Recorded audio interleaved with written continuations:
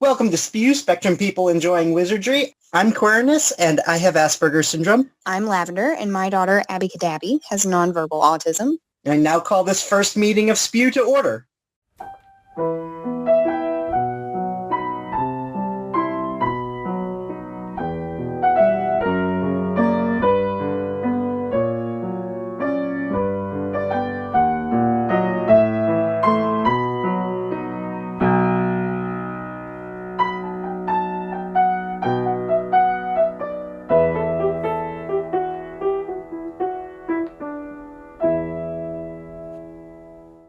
Welcome to SPEW, guys. We're going to start each of our meetings off with new business. Since this is our first episode, I guess we should kind of go over a little bit of what the show is going to be. SPEW is just a couple of friends who both have been affected by autism and Harry Potter and are wanting to share stories with you. And we want to hear your stories, so we'll have a segment for that later on. But I guess to get things started, you have any highs or lows you want to share from this week? Let's see. Or month? Not really lows this week. We were all kind of sick throughout the week in my house. Well, I had a job offer doing something that would not involve customer service, but it was like super part-time, so I had to pass on it. Ooh, a high and a low. Ooh, that's rough, man. I guess a high of the week would be Abby has been really honing in on her communication iPad, and she's been using it a lot more consistently in formulating whole sentences with it. It's been really cool. It's been really cool. Good. We have not said, 8. How old is she? She'll be 9 in May, so not too far away. Okay. That's actually an interesting transition then, because I was actually diagnosed when I was 9. We think. We were trying to figure it out. It was either 8 or 9. Yeah, I went in, through Vanderbilt Children's Hospital, I believe. But I was diagnosed with Asperger's syndrome. Which is a form of high-functioning autism, but it was, when they reclassified everything as autism spectrum disorder, it was lumped in with that. But most people who have been diagnosed with it still use Asperger's syndrome. You actually hear a lot of people refer to themselves as Aspies, which I you don't like it? It's weird. I don't like abbreviations. I've definitely heard Aspie used before, but I never heard you use it. It also went when I when I was diagnosed, they did IQ testing and stuff, and I was kind of on that cusp between average and above average. But I actually, my reading ability, my comprehension level, was actually tested on a 13th grade level, which means freshman in college. Yeah. What about you and Abby? What was the diagnosis process like for you guys? So she was actually diagnosed at Vanderbilt Children's Hospital as well, or through them, I should say. And she was diagnosed pretty young. She was diagnosed at about 2.5, 3 years old. She had a serious regression of speech. She had a few words at about that time, which was normal for her age. And then they just regressed. They did just that. They regressed. So we went to Vanderbilt. We got the official autism spectrum disorder diagnosis. And we're about to get our first IQ test done through schools.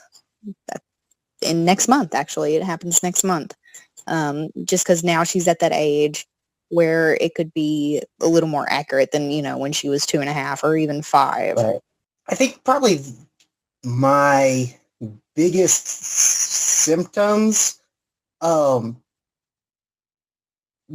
is communication based. I have a hard time talking with people in general. I don't make eye contact usually. I generally just nod my head in agreement and don't actually respond to a lot of people. I don't make a lot of friends. You're probably one of the few people I talk to after never seeing on a daily basis. Yeah. hate metaphors. I know.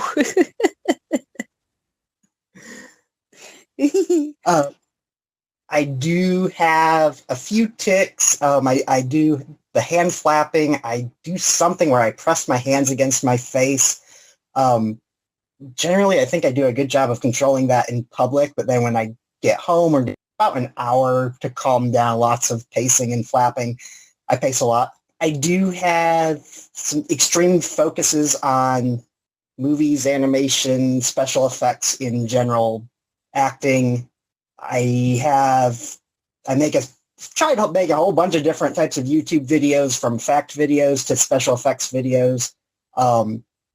You can find me at youtube.com/backwardbarbecue. That's spelled BCKWRDBBQ. I think as far as my symptoms go, I've got, most all of the major ones, but not anything that other than communication with others that tend to be a real hindrance. On our side, in the Abby Lavender household, the symptoms are, of course, with symptoms, with it being autism spectrum disorder, symptoms are going to be different for everybody. We all know that. And, of course, the biggest symptom is going to be Abby's just lack of verbal communication. She will make some noises. She hums a lot, and we call it singing, where she just, makes a lot of vowel sounds and different pitches. And here lately, she's been echoing random one-word things that we say. Like she said chicken for the first time the other night.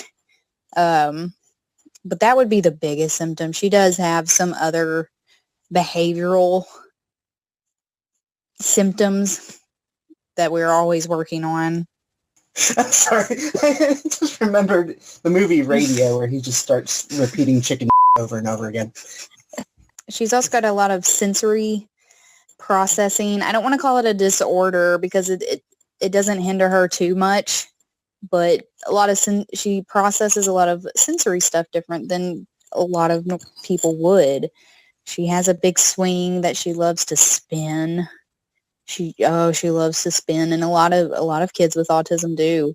She loves to spin, and she hand flaps too. She used to tiptoe walk too, but I'm glad she doesn't do that anymore. I think I used to do that a little bit, but not a lot. You know that sound that backpacks make when they rub against brick? Yeah. We should insert a sound clip of it here. Oh. No. No. I do not like ASMR at all. No. During school, I know my mom was constantly fighting with my teachers of them not wanting to modify my work. Because I understood the stuff. I just wasn't good at testing or homework or, any of the ways to prove that I knew how to do it. Right. Like, I had the hardest time with math. The concept of memorizing times tables made absolutely no sense to me, because math is supposed to be a problem-solving thing. So as soon as I passed the basic level of math and was able to move on to algebra, suddenly I could do math and was good at it and was teaching the class. I didn't know you were good at algebra. Kind of, sort of. But then, actually,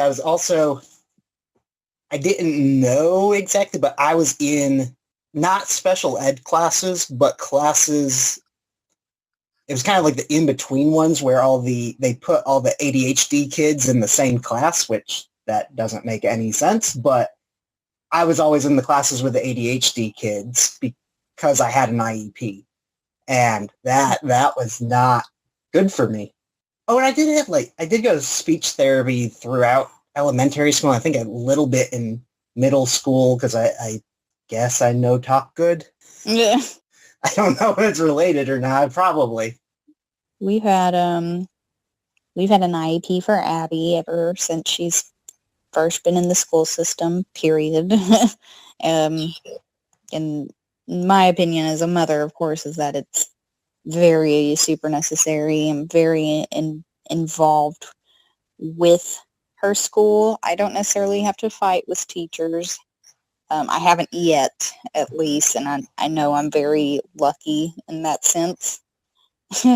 But we definitely have an IEP. She's been in speech for about 4 or 5 years, which has led us to the iPad now, the communication iPad. We call it her words. If she's trying to tell us something and she doesn't have her iPad with her and she's trying so hard to tell us what it is, we're like, go get your words. Come on, let's get your words. She's doing really good with I hate it when people say use my words. My brother does that on purpose when I can't think of what I'm trying to say. He's like, use your words. Right. Just because he knows it irritates me. All right. Then at this point, we're going to take a short little break, and we're going to go visit Jeffrey over at Gringotts, and we'll be right back. This is Jeffrey, the financial advisor for SPEW at Gringotts Bank. And now we return back to SPEW, already in progress. And welcome back. At this point in the show, we would like to answer owl mail and howlers from the listeners. We don't have any this week, except for some very dirty junk mail. Beyond that, though, if you would like to send us a owl mail for us to read on the show, you can send that to spewcast@gmail.com. Or if you'd like to send us a howler, which we definitely prefer, you can just call 407-706-SPEW or 407-706-7739. We just want to hear your stories, be it about autism, Harry Potter, or both. And we don't care if you use your real names. If you want to use a Harry Potter alias like us, go right ahead. Of course. Next thing we're going to do is we're going to check the Daily Prophet. And we've got a couple news stories for you. I've got one real quick one. Fantastic Beasts 3 has been pushed back. They're not filming till the fall. It was supposed to start filming this summer. So that may push back the release another year. Ooh. Our big story, though, this month is about Amanda Donaldson. She was JK Rowling's personal assistant for about 3 years before she was fired last year. Basically, JK Rowling's husband, Dr. Neil Murray, found that Miss Donaldson had stolen approximately 23,000 pounds through various means. About 10,000 of that was on a credit card. About 1,600 of that was at Starbucks. There's about 1,400 at a perfume company, and 2,000 in cash withdrawals. Ooh. Withdrawals. I don't think that's a real word. But the part I thought was the most interesting is about 3,000 pounds of that was merchandise that she was supposedly sending to fans. One of those was a 500-pound train set, Hogwarts Express train set that she had supposedly sent to a fan. A $2,000 Wizards collection, which 2,000-pound Wizard collection. I'm not sure what that is, if that was a book set or what, or why it was valued at that. And actually also a 400-pound valued copy of Beatles the Bard, which there was a few rare copies of that, so I'm assuming that was like a signed copy or something. So those went missing. And also apparently she took 7,000 pounds of worth of foreign currency from the safe. So this lawsuit is ongoing.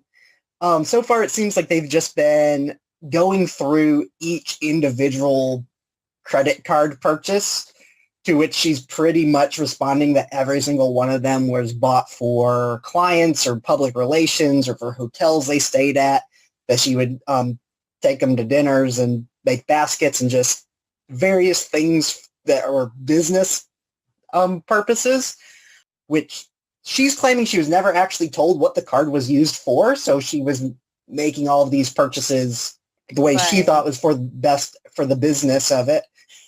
But that does not explain the 500 pounds value train set either. And then she's turning around and trying to make it sound like working for her was horrible because when she was busy writing, you did not want to interrupt her and that she would apparently terrify the other people that worked there. So this is an interesting ongoing case. The next court date for this is actually January 31st, which as of recording has not happened yet, but would have happened by the time this episode goes out. So I guess I'll give you an update on this next month. I'm just picturing JK Rowling like in her study, writing all moodily and somebody like knocking on the door and her flying into a rage. It doesn't make me mad. That is an artist at work. You shouldn't disturb an artist at work. I was trying to think of a good Scrooge quote, and I couldn't come up with anything. If you please, Mr. Scrooge, it's gotten colder. Yeah. And the bookkeeping staff would like to have an extra shovel full of coal for the fire. We can't do the bookkeeping. Yeah, all of our pens have turned to inksicles. Our assets are frozen. How would the bookkeepers like to be suddenly unemployed?